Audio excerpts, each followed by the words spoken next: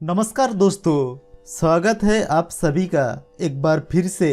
दोस्तों, अगर आप अपनी लाइफ में नया कुछ सीखना चाहते हैं तो चैनल को सब्सक्राइब जरूर करिएगा। दोस्तों, तुलसी की पूजा 3 महिलाओं को कभी नहीं करना चाहिए। लगता है पाप। इन 3 महिलाओं को तुलसी की आसपास भी नहीं भटकना चाहिए। दोस्तों, हिंदू धर्म में तुलसी सर्वश्रेष्ठ और पूजनीय है। शास्त्रों में उल्लेख है कि जिस घर में तुलसी का पौधा नहीं होता तो वहाँ पर नकारात्मकता वास करती है। आपको बता दे, तुलसी न केवल धार्मिक रूप से बल्कि वैज्ञानिक रूप से भी बहुत ही गुणकारी मानी जाती है। तुलसी में अनेकों औषधि गुण पाई जाती है।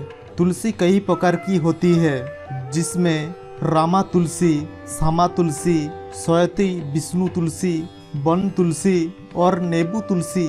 लेकिन घरों में मुख्य रूप से राम तुलसी या शाम तुलसी ही रखी जाती है।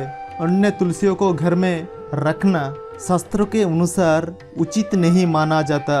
शास्त्रों के अनुसार देव उठनी एकादशी पर तुलसी विवाह को सबसे ज़्यादा शुभ माना जाता है।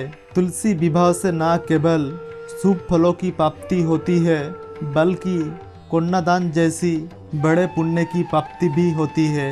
लेकिन क्या आप जानते हैं, इन 3 महिलाओं को तुलसी पूजा कभी नहीं करना चाहिए।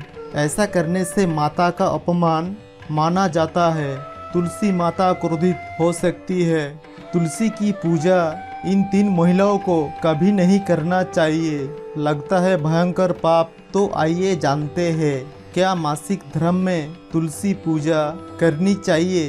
दोस्तों, पुरानी मान्यता है, जब हुआ था द्रौपदी का अपमान, जब युधिष्ठिर जुए में सब कुछ हार बैठा तो दुर्योधन ने दुशासन को द्रौपदी को लाने भेजा। कहा जाता है उस समय द्रौपदी रजस्वाला मासिक धर्म की दौरान थी। वो एक अलग कमरे में से एक वस्त्र में रह रही थी। इस बात से ये तो साफ हो जाता है कि ये व्यवस्था प्राचीन काल से चली आ रही है। पुराने समय में ऐसे दिनों में महिलाओं को कोक भवन में रहना होता था। इससे ये पता चलता है कि महिलाओं को पूजा पाठ वगैरह व तुलसी पूजा ऐसे समय में कभी नहीं करना चाहिए। लगता है पाप। चरित्रहीन व्यक्ति व मन में गंदे विचार, एक दुष्ट व्यक्ति तुलसी की पवित्र पौधे से हमेशा दूर रहे। ऐसे व्यक्ति की पूजा कभी स्वीकार नहीं करती माता तुलसी। अगर हम शास्त्रों के माने तो अगर आपकी मन में गलत विचार आते हैं और आप दूसरों के प्रति गलत भावना अपने मन में रखते हैं तो आप तुलसी पूजा या तुलसी विवाह कभी नहीं कर सकते। ऐसे व्यक्ति से हमेशा क्रोधित रहती है माता तुलसी और उसके पूजा भी कभी स्वीकार नहीं करती। अगर आपका मन सच्चा है तभी ही माता तुलसी पूजा स्वीकार करेंगी। शादीशुदा महिलाएं, खास तौर से सुहागन स्त्री के लिए तुलसी पूजा बहुत ही महत्वपूर्ण मानी जाती है। तुलसी विवाह को पूर्ण रूप से करने से वैवाहिक जीवन सफल हो जाता है और 7 जन्मों तक का साथ मिल जाता है।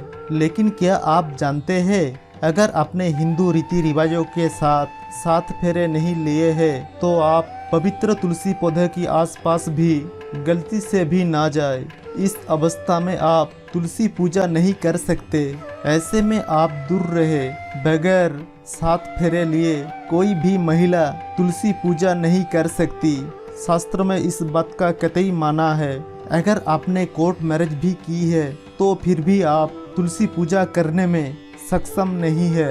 पहले आप 7 फेरे ले, तभी आप तुलसी पूजा कर सकते हैं। 7 फेरे लेने की बाद आप किसी भी धार्मिक कार्यों में शामिल भी हो सकते हैं और अगर आप शास्त्रों के विरुद्ध ऐसा करते हैं तो आप पाप के भागीदार बन सकते हैं।